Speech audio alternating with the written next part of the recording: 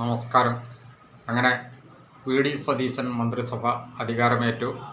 Cabinet കൂടി പുതിയ കുറേ തീരുമാനങ്ങൾ പുറത്തേക്ക് അറിയിച്ചിട്ടുണ്ട്. സ്റ്റാർട്ടിങ് എന്ന നിലയിൽ നോക്കുമ്പോൾ സ്വാഭാവികമായിട്ടും അത് അനുമോദനം അർഹിക്കുന്ന ഒരു കാര്യം തന്നെയാണ്. എല്ലാ കാര്യങ്ങളിലും ഒരു സുതാര്യത വരുന്നത് പോലെയൊക്കെ തോന്നിക്കുന്നുണ്ട്. പത്രക്കാരോ അല്ലെ പാണന്മാർ പുകഴ്ത്തുന്നത് പോലെ അത്രയ്ക്ക് അങ്ങോട്ട് ക്ഷേമം എന്നൊന്നും പറയാൻ പറ്റില്ലെങ്കിലും സ്വാഭാവികമായിട്ട് സാധാരണ ജനങ്ങളുടെ കാഴ്ചപ്പാടിൽ നോക്കുമ്പോൾ വലിയ കുഴപ്പമില്ലാത്ത രീതിയിലുള്ള ഒരു സ്റ്റാർട്ടിംഗ് പോയിൻ്റാണ് കാണുന്നത്. അതിനകത്തിപ്പം മന്ത്രിസഭ കൂടി എടുത്തിരിക്കുന്ന ചില തീരുമാനങ്ങൾ മുൻകൂട്ടി പറഞ്ഞിരുന്നത് അത്രയും തന്നെ വന്നില്ലെങ്കിൽ പോലും ഒരു ആശ്വാസകരമാകുന്ന രീതിയിലേക്കുള്ള കാര്യങ്ങൾ ഇപ്പോൾ അനൗൺസ് ചെയ്തിട്ടുണ്ട്. അതിൽ ഒന്നാമത് തന്നെ പറഞ്ഞിരിക്കുന്ന സ്ത്രീകൾക്കുള്ള സൗജന്യ യാത്ര KSRTC ബസ്സുകളിൽ അത് ജൂൺ 15 തീയതി മുതൽ, ജൂൺ 1 ജൂൺ 15 മുതലാണ് സ്ത്രീകൾക്ക് സൗജന്യ യാത്ര പറഞ്ഞിരിക്കുന്നത്. അത് ഏതൊക്കെ ബസ്സുകളിലാണ് എങ്ങനെയൊക്കെയാണെന്നുള്ളതിൻ്റെ വിശദാംശങ്ങൾ ഇനി പിന്നീട് അറിയിക്കുള്ളൂ എന്നുള്ള നിലയിലാണ് പറഞ്ഞിരിക്കുന്നത്. എന്താണെങ്കിലും അത് ഒരു പരിധിവരെ നല്ലൊരു കാര്യമാണ്. പിന്നെ മറ്റൊരു കാര്യം എടുത്തു പറഞ്ഞിരിക്കുന്നത് വൃദ്ധരായിട്ടുള്ള ജനങ്ങൾക്ക്, അതായത് വളരെ മുതിർന്ന ജനങ്ങൾക്ക് വേണ്ടിയിട്ട് ഒരു പ്രത്യേക വകുപ്പ് തന്നെ രൂപീകരിച്ച് അത് വേണ്ട രീതിയിൽ കൈകാര്യം ചെയ്യും എന്നുള്ള രീതിയിലേക്കാണ്. അത് വളരെ അത്യാവശ്യപ്പെട്ട ഒരു കാര്യമാണെന്ന് തോന്നിക്കുന്നു. കാരണം കേരളം ഇനിയിപ്പോൾ ഒരു വൃദ്ധസദനമാകുന്ന ഒരു അവസ്ഥയിലേക്ക് എത്തിക്കൊണ്ടിരിക്കുന്ന ഒരു സാഹചര്യത്തിൽ അങ്ങനെ ഒരു പ്രത്യേക വകുപ്പ് ഉണ്ടാക്കുന്നതും അത് വളരെ നല്ല രീതിയിൽ പ്രവർത്തിക്കേണ്ടതും വളരെ അത്യാവശ്യം തന്നെയാണ്. അതുകൊണ്ട് അങ്ങനെ ഒരു വകുപ്പുണ്ടാക്കുന്നത് നല്ലതെന്ന് തന്നെ നമുക്ക് കരുതേണ്ടിയിരിക്കുന്നു. പിന്നെ മറ്റൊരു കാര്യം എന്ന് പറയുന്നത് ആശാ വർക്കർമാർക്ക് പറഞ്ഞിരുന്ന ഒരു ആനുകൂല്യമാണ്. അത് നേരത്തെ പറഞ്ഞിരുന്നത് പോലെയൊന്നും അനുവദിച്ചില്ലെങ്കിൽ പോലും കൂടെ ഒരു ആശ്വാസം എന്നുള്ള നിലയിൽ ഒരു 3000 രൂപ ആശാ വർക്കർമാർക്ക് കൂട്ടിയിരിക്കുന്നു. അതുപോലെ തന്നെ അംഗനവാടി ടീച്ചർമാർക്കൊക്കെ 1000 രൂപ അഡീഷണലായിട്ട് കൂട്ടിയിരിക്കുന്നു. വർക്കേഴ്സിന് കൂട്ടിയിരിക്കുന്നു. ആയമാർക്ക് 1000 രൂപ കൂട്ടിയിരിക്കുന്നു. ഇതൊക്കെയാണ് ശരിക്കും പറഞ്ഞു കഴിഞ്ഞാൽ ഇപ്പോൾ ആനുകൂല്യങ്ങളിലായിട്ട് പ്രഖ്യാപിക്കപ്പെട്ടിരിക്കുന്ന കാര്യങ്ങൾ. പിന്നെ എടുത്തു പറയേണ്ട കാര്യം, സ്റ്റേറ്റിൻ്റെ അഡ്വക്കേറ്റ് ജനറൽ ഓൾറെഡി രാജിവെച്ചിട്ടുണ്ടായിരുന്നു. കാരണം മന്ത്രിസഭ മാറുമ്പോൾ സ്വാഭാവികമായിട്ട് സംഭവിക്കുന്ന ഒരു കാര്യങ്ങളാണ് അതൊക്കെ. പകരം അഡ്വക്കേറ്റ് ജനറലായിട്ട് സീനിയർ അഡ്വക്കേറ്റായിട്ടുള്ള അഡ്വക്കേറ്റ് ജാജു ബാബു, അദ്ദേഹത്തെയാണ് അഡ്വക്കേറ്റ് ജനറലായിട്ട് നിയമിച്ചിരിക്കുന്നത്. അതുപോലെ തന്നെ ഡയറക്ടർ ജനറൽ ഓഫ് പ്രോസിക്യൂഷനായിട്ട് അഡ്വക്കേറ്റ് ടി ആസിഫ് അലി, അദ്ദേഹം മുൻ ഉമ്മൻചാണ്ടി സർക്കാരിൻ്റെ കാലഘട്ടങ്ങളിലും അദ്ദേഹം തന്നെയായിരുന്നു ഡയറക്ടർ ജനറൽ ഓഫ് പ്രോസിക്യൂഷൻ. അപ്പം അതൊക്കെ വളരെ നല്ലൊരു കാര്യമായിട്ട് തോന്നിക്കുന്നുണ്ട്. പിന്നെ ഏറ്റവും എടുത്തു പറയേണ്ട ഒരു കാര്യം, നമ്മുടെ ഈ സ്റ്റേറ്റിൻ്റെ സാമ്പത്തിക സ്ഥിതിയെപ്പറ്റി ഒരു ധവളപത്രം ഇറക്കും എന്ന് പറഞ്ഞിട്ടുണ്ട്. അതും വളരെ നല്ലൊരു കാര്യമാണ്. കാരണം ഈ സ്റ്റേറ്റിൻ്റെ സാമ്പത്തിക സ്ഥിതിയെപ്പറ്റി ഒരു ധവളപത്രം ഇറക്കുക എന്ന് പറഞ്ഞു കഴിഞ്ഞാൽ ജനങ്ങൾക്ക് എങ്ങനെയാണ് ഈ സ്റ്റേറ്റിൻ്റെ കാര്യങ്ങൾ, സാമ്പത്തിക സ്ഥിതികൾ എങ്ങനെയൊക്കെയാണ് കിടക്കുന്നതെന്നുള്ളതിൻ്റെ എല്ലാ കാര്യങ്ങളും വിശദമായിട്ടൊന്ന് മനസ്സിലാക്കാൻ പറ്റുന്ന ഒരു കാര്യമാണ്. അതുകൊണ്ട് തന്നെ ആ ഒരു കാര്യവും വളരെ ശ്ലാഘനീയം തന്നെയാണ്.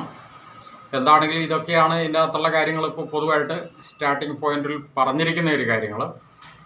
ഇനിയിപ്പം മുന്നോട്ടുള്ള ഒരു കാര്യങ്ങളിനകത്ത് ഈ പറഞ്ഞു വച്ചിരിക്കുന്ന, അതായത് നമുക്ക് നൽകിയിരിക്കുന്ന, പൊതുസമൂഹത്തിന് നൽകിയിരിക്കുന്ന വാഗ്ദാനങ്ങൾ അത് പൂർണ്ണമായിട്ട് നടപ്പാക്കാനായിട്ട് ചിലപ്പോൾ സാധിക്കില്ലെങ്കിൽ പോലും പരമാവധിയെങ്കിലും നടപ്പാക്കേണ്ടതുണ്ട് എന്നുകൂടി നമുക്കിവിടെ എടുത്ത് പറയേണ്ടതുണ്ട്.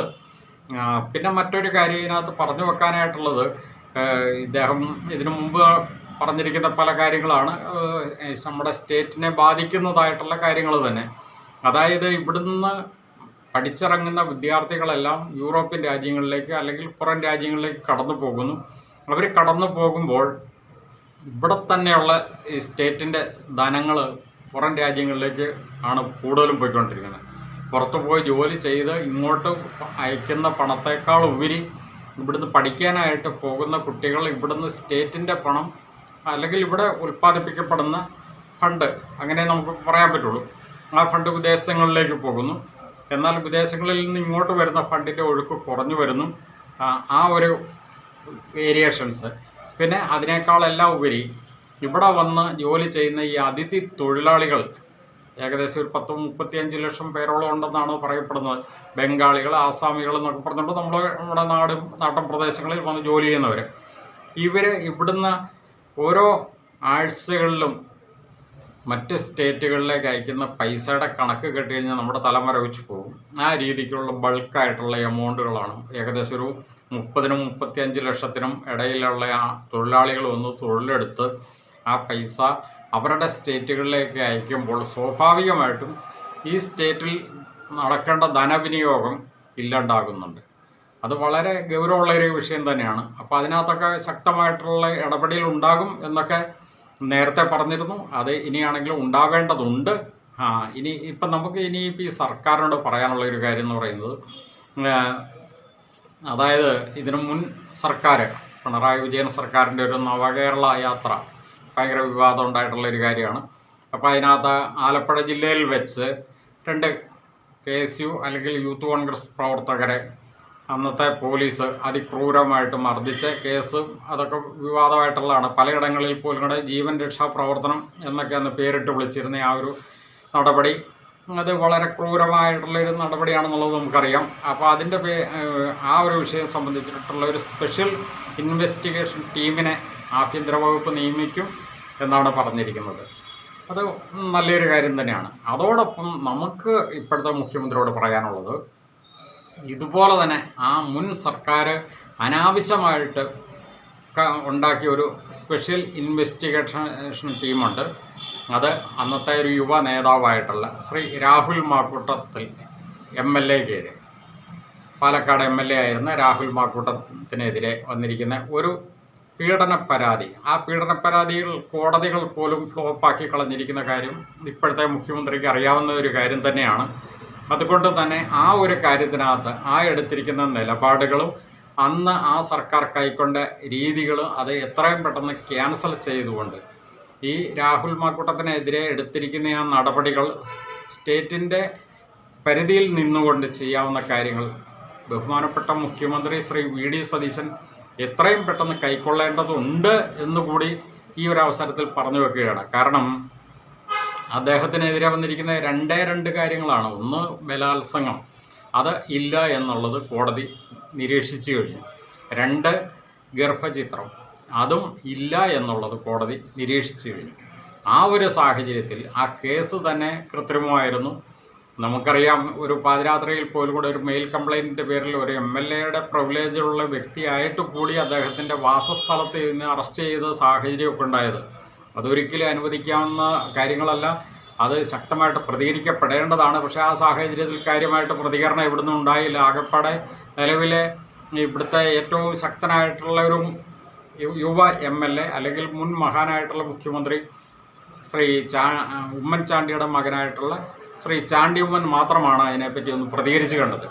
ആ ഒരു സന്ദർഭത്തിലെങ്കിലുമൊക്കെ പ്രതികരിക്കേണ്ടതുണ്ടായിരുന്നു. ഇപ്പോഴത്തെ മുഖ്യമന്ത്രിയായ ശ്രീ VD സതീശൻ അന്ന് പ്രതിപക്ഷ നേതാവായിരിക്കെ അതിനകത്ത് ശക്തമായിട്ട് പ്രതികരിക്കേണ്ടതുണ്ടായിരുന്നു. പക്ഷെ പ്രതികരിച്ച് കണ്ടില്ല. അപ്പോൾ ആ കേസ് എന്നൊക്കെ പറയുന്നത് ശരിക്കും ആ യുവ നേതാവിൻ്റെ ഭാവി തകർക്കുക എന്നുള്ള ഒരു ദുരുദ്ദേശത്തോടുകൂടി മുൻ സർക്കാർ ചെയ്തിരുന്ന ഒരു കാര്യമാണ് എന്ന് വ്യക്തമായ ഒരു സാഹചര്യത്തിൽ ഇപ്പോഴത്തെ സർക്കാർ ആ വ്യക്തിക്കെതിരെ അന്ന് കൈക്കൊണ്ട നടപടികൾ ക്യാൻസൽ ചെയ്യിച്ച് എത്രയും പെട്ടെന്ന് തന്നെ ആ യുവ നേതാവിനെയൊക്കെ രാഷ്ട്രീയ മണ്ഡലത്തിലേക്ക് കൊണ്ടുവരേണ്ടതുണ്ട്.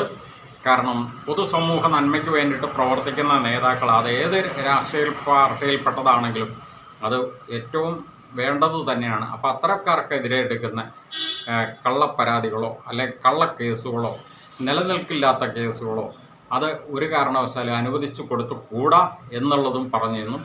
ഇനിയിപ്പം നമുക്ക് മറ്റൊരു കാര്യം കൂടെ ഒന്ന് സൂചിപ്പിച്ച് പെട്ടെന്ന് നിർത്താം. അതായത് കേരളത്തിൽ മാഫിയകളുടെ ഒരു വളർച്ച അത് അതിഭയാനകമാണെന്നുള്ളത് പ്രത്യേകിച്ച് പറയാതെ തന്നെ അറിയാം. അപ്പോൾ ഇവിടെ ഇപ്പോൾ എല്ലാത്തരം മാഫിയകളും, മയക്കുമരുന്ന് മാഫിയ, അതിനെ പോലെ തന്നെ പാറക്കോറി മാഫിയ, പ്രത്യേകിച്ച് മധ്യ കേരളം പലരും അതത്ര ഗൗരവമായിട്ട് എടുത്തായിട്ട് കാണുന്നില്ല. കേരളത്തിൻ്റെ ഏറ്റവും നട്ടെല്ലെന്നറിയപ്പെടുന്ന മധ്യ കേരളത്തിൽ പാറക്കോറി മാഫിയ അതിഭയാനകമായിട്ട് പിടിമുറക്കിയിരിക്കുകയാണ്. അപ്പോൾ അതിനൊക്കെ എതിരെ ശക്തമായിട്ടുള്ള ഒരു നടപടി എടുക്കേണ്ടതുണ്ട്. പിന്നെ മറ്റൊരു കാര്യം കൂടെ, പൊതുവെ ഇപ്പോൾ വളർന്നു വരുന്നേ ഉള്ളൂ. മറ്റൊരു മാഫിയ എന്ന് പറയുന്നത് വിദ്യാഭ്യാസ മേഖലയിലാണ്. വിദ്യാഭ്യാസ മേഖലയിൽ പല ചാരിറ്റി സംഘടനകളുടെ പേരിൽ അല്ലെങ്കിൽ ഏതെങ്കിലുമൊക്കെ മതവിഭാഗത്തിൻ്റെ പേരിലൊക്കെ എന്ന് പറഞ്ഞുകൊണ്ട് ഓരോ വിദ്യാഭ്യാസ സ്ഥാപനങ്ങൾ തട്ടിക്കുട്ടി അതിൻ്റെയൊക്കെ മറവിൽ വൻ തട്ടിപ്പുകളും അതോടൊപ്പം തന്നെ പല നിയമവിരുദ്ധ പ്രവർത്തനങ്ങളും നടക്കുന്നതായിട്ടൊക്കെ അറിയാവുന്ന കാര്യങ്ങളാണ്. അതിനെപ്പറ്റി ഇനിയിപ്പം ഓരോന്നും പേരെടുത്ത് പറയുന്നില്ലെന്ന് മാത്രമേ ഉള്ളൂ. എന്താണെങ്കിലും അത്തരം കാര്യങ്ങളിലൊക്കെ അതിശക്തമായിട്ടുള്ളൊരു നിലപാട് പുതിയ സർക്കാർ എടുക്കും എന്നുള്ളൊരു പ്രതീക്ഷയോടുകൂടി നിർത്തുന്നു. എന്തായാലും നന്ദി.